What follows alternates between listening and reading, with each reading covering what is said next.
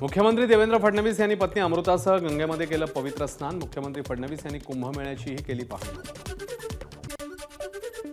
मनसेपाठोपाठ भाजपही मशिदीवरील भोंग्याविरोधात आक्रमक। भाजप नेते किरीट सोमय्या यांनी काल भांडूपमधील सोनापूर विभागातल्या मशिदीच्या भोंग्यांची तसंच घाटकोपरच्या गावदेवी परिसरातल्या मशिदीच्या भोंग्यांची केली तक्रार।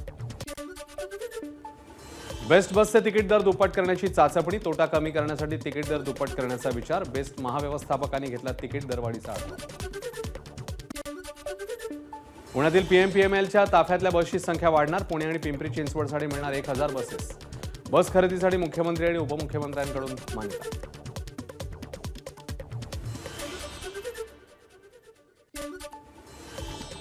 माजी नगरसेवक वनराज आंदेकर हत्या प्रकरण 21 आरोपींविरोधात पुणे पोलिसांकडून न्यायालयात दोषारोपपत्र सादर। 1 जुलै 2024 मध्ये रात्री सयाजी गायकवाड आणि त्याच्या सदस्यांनी वनराज आंदेकरांवर केला होता हल्ला।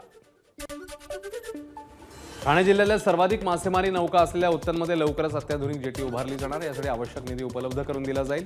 मंत्री प्रताप सरनाईक यांची ग्वाही। इंडियाज गॉट लेटेंट शो प्रकरण शोचे व्हिडिओ एडिटर प्रथम सागर यांनी खार पोलीस स्थानकात नोंदवला जबाब। ठाण्यामध्ये विदेशी मद्याचे 18 कोटी 81 लाखांचे 126 बॉक्स जप्त। तिघांना अटक। ठाणे राज्य उत्पादन शुल्क विभागाची कारवाई। शिर्डीतल्या दुहेरी हत्याकांडानंतर पोलिसांसह नगरपालिका ॲक्शन मोडवर। शिर्डीतील बेकायदेशीर अतिक्रमणावर पालिकेकडून बुलडोझर। माझ्या पसंतीचे सिडकोचे घर या योजनेतील 26,000 घरांसाठी उद्या सोडत। नवी मुंबईतल्या तळोजात संगणकीय पद्धतीने उद्या सोडत काढली जाणार।